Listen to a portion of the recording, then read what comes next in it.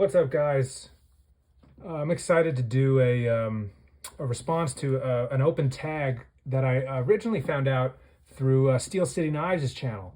I love that guy's channel, and I was watching some of his videos, and he just posted one recently where he responded to an open tag originally from Gary over at The Last Ranger, and I thought it was a great video for a lot of reasons from Steel City, but it was really tastefully done how he talked about just the community, and it's always a shame when you hear if anyone's not doing well, or if anyone is sick or in the hospital or what have you. He just offered up his thoughts and prayers to Gary in this case over at the Last Ranger, and I want to do the same. I don't know Gary, but this is such a cool community of great guys with talking about great knives, and it's just so much fun, and it's anytime you can get together and kind of support one another, I think it's so important. I've had such a great time connecting with all you guys so far, and I really appreciate everybody, and so I just think it's so important to pay that forward, and in this case to just want to wish Gary all the best. And he might be coming out of the hospital soon. I think he might be getting better, so that's great to hear. But just thoughts and prayers out to Gary and his family over at the Last Ranger, and really appreciate Steel City Knives for bringing that up and bringing that to my attention. And also, I think Patty over at Patty's Potato Peelers did the same thing maybe before Steel City. I'm not sure, but just really appreciate all the guys. They're just great guys. It's amazing how this YouTube thing kind of cuts out the distance, you know what I mean? And it's like I feel like I'm hanging out with you guys. It's just fun. So yeah, God bless Gary, and here's to Gary and his family. Pray for him and hope that he gets home to his family real soon. So thanks Steel City. So I want to fulfill that open tag too on most carried knives in the second quarter of 2023. Got a lot to show, so I'll kind of burn through them. But I'll do them in a similar way that Steel City did, where I'll do my more modern first, and then my traditionals, and then my fifth pocket. So let's do. I'll just put them all down. Here are my bigger boys.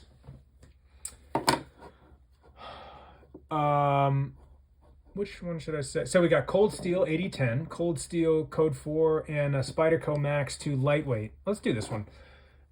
This is one of the best folding knives ever made, I think. I love this knife. This is a Cold Steel Max 2 lightweight in CPM S110V. Gosh, this is the best steel ever. I mean, this might be ever the best steel. This steel has been so impressive to me. Just awesome stuff. It's kind of a pain to sharpen, but once you get it down and you know how to sharpen it, you don't have to sharpen it often, that's for sure. So you just got to take care of it. And this thing takes a strop real well, hones down real well if you need it. And you really don't have to sharpen this thing a lot, because it really holds a keen edge for a long time. If you use it though, I mean, I've been using this thing for years. And so eventually it's like anything, it will break down. But you can really stretch the life out of this great steel. It's such great steel. Love the action on this thing. Spyderco just nailed it out of the park with this guy. I love this knife. I carry it all the time. This is not G10. This is like FRN, blue FRN handles. Nothing fancy there. The steel is what's fancy. Just super lightweight, super strong, fun to play with, and great to use. Awesome choil, great in the hand. It's just an awesome knife. You put this thing in your pocket, you don't even know you have it. Phenomenal. I'll talk more about that another time. This Code 4 by Cold Steel also is one of the best knives ever made, in my opinion. I love this blade. This is another one of those things where this thing's got it going on because of the whole package. So look at how thin this thing is. This thing literally takes up no space in your pocket. You put this clip in there in your pocket, and it just disappears. It's super lightweight. It is the toughest knife. This thing is triad lock with an amazing stop pin. I mean, this thing can take like 400 pounds of pressure on the stop pin. and still go strong. It's an incredibly overbuilt knife, and yet it is super lightweight, super duper thin. Great blade steel. I think this is XHP. Yeah, CTS XHP, carpenter steel. Awesome. Takes an awesome edge. This thing is kind of all chipped out. I gotta work on this guy. I use this thing all the time for tough tasks, and you can see that a little bit there. See that? There you go. Yeah. It takes a keen edge though, man. This thing is a great blade. It's not really even chippy. I really probably should just sharpen this thing up very lightly on a high grit stone. No problem. What a blade. A lot of blade length. I don't think that's 4 inches. It's probably just shy, but man, you can get anything done with this thing. This has got the greatest strength to weight ratio ever. This thing weighs nothing. It carries like it's nothing. It's one of the toughest knives though. Awesome blade profile, hollow ground, thin behind the edge. That's what cold steel, man. When cold steel is on their game, they're on their game. This thing is thin behind the edge. Wicked sharp, this thing will get. Wicked. It's also, for the thinness, it gets in your hand good. You can get a great grip on this thing. Really comfortable side holding, opening up packages, cutting steak, whatever you need to do. Hammer grip, it's awesome. For comparison, look at the thinness. This is a cold steel, code 4. This is a GEC 71. Now, granted, this is not the thinnest knife GEC puts out, but I mean, I'll throw this thing in my pocket and forget about it. But look at how thin that is. So, amazing. I mean, this thing carries like it's nothing.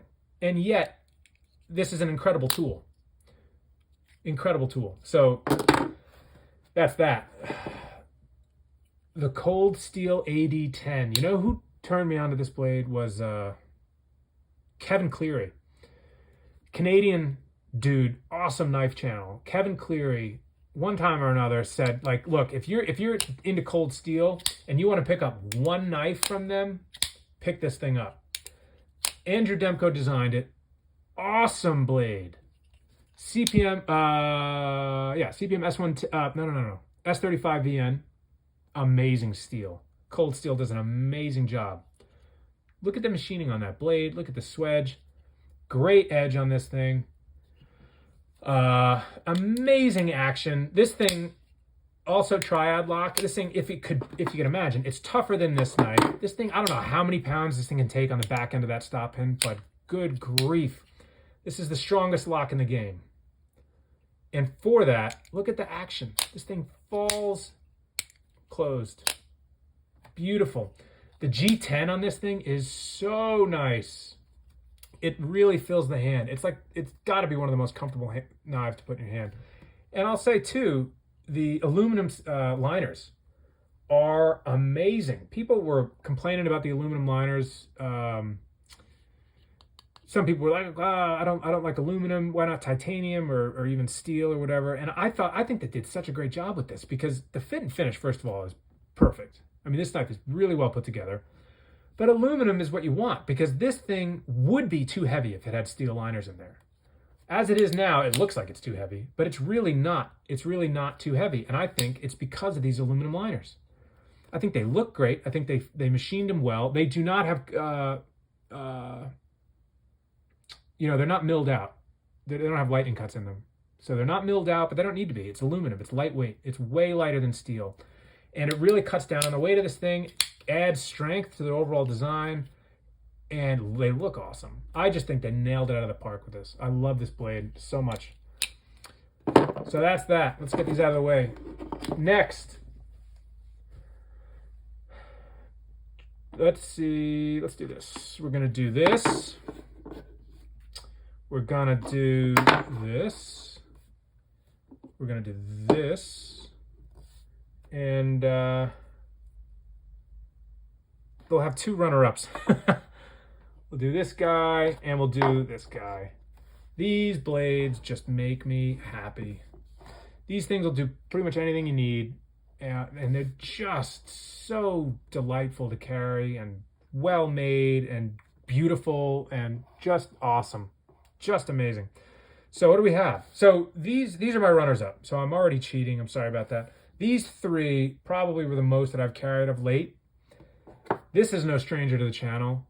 Boker did such an amazing job on this club knife.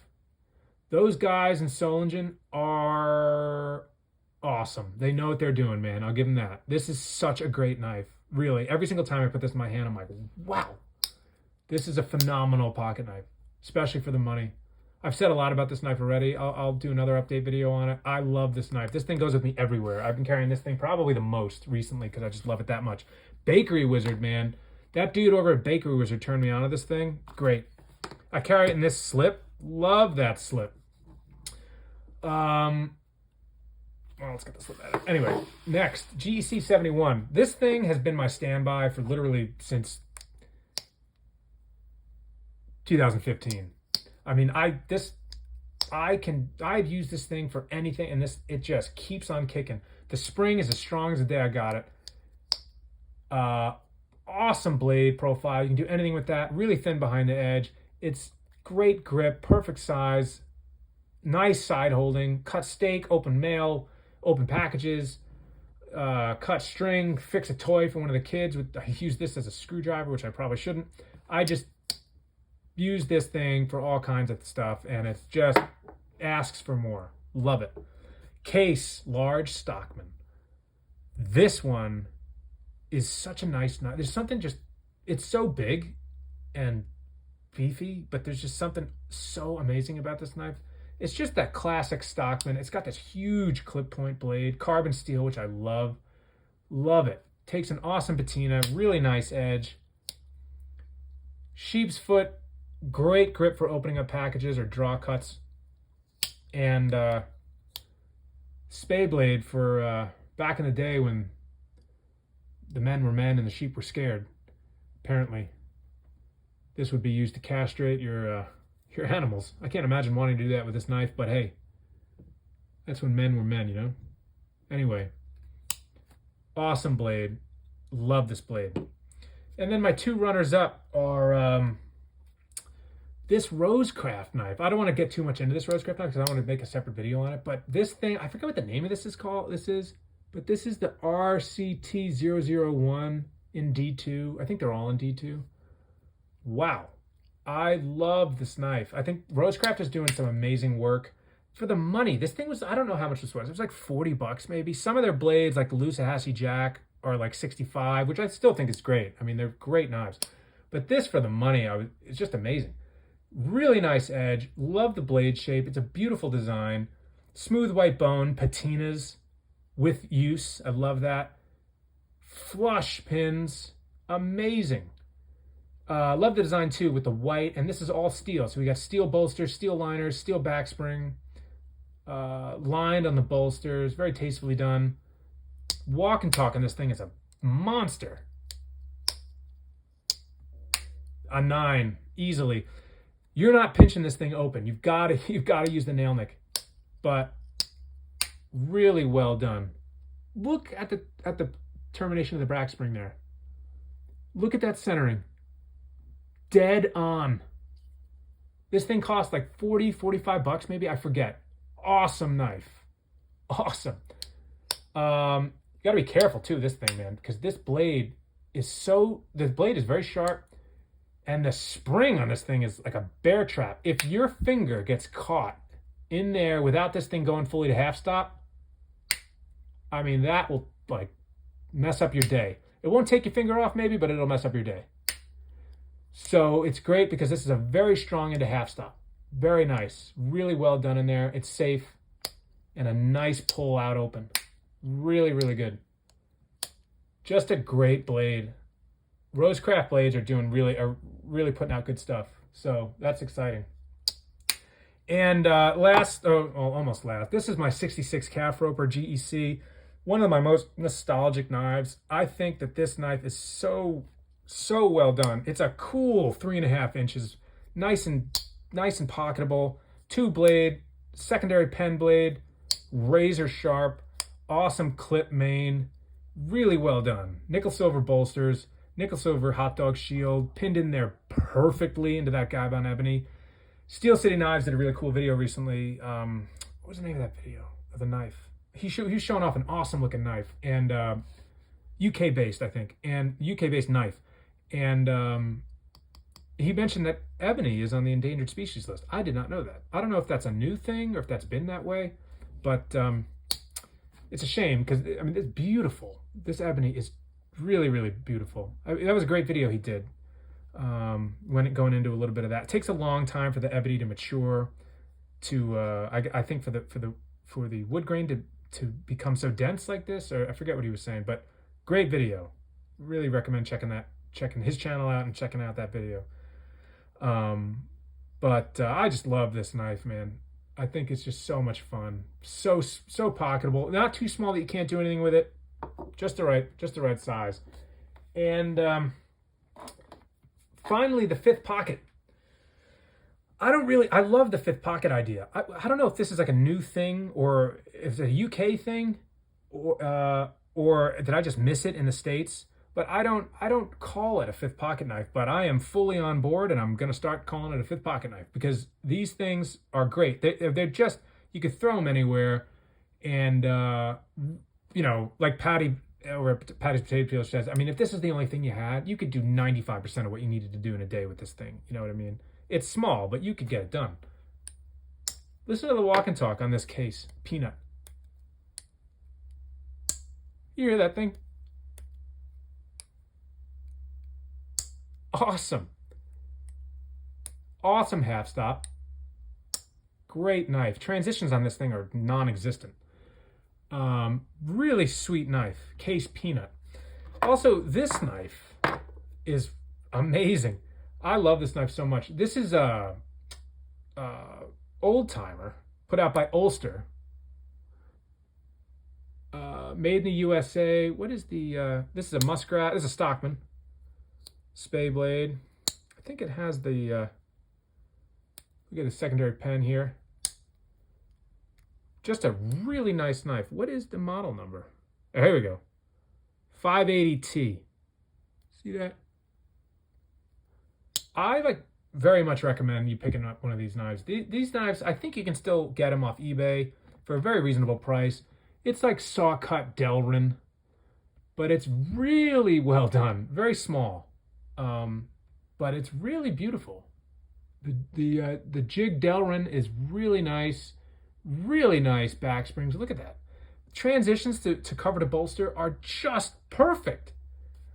Really cool little blade. Really cool little blade. I mean, you can get a lot done with this thing. And it weighs nothing. So, that's it. What an awesome tag. Here's to Gary over at Last Ranger. Here's to Steel City Knives. Here's to Patty over at Patty's Potato Peelers. Here's to all you guys. It's just been awesome connecting with you guys, and what a fun community, and I wish you guys nothing but the best, and looking forward to seeing your blades. God bless, guys. Talk to you guys soon.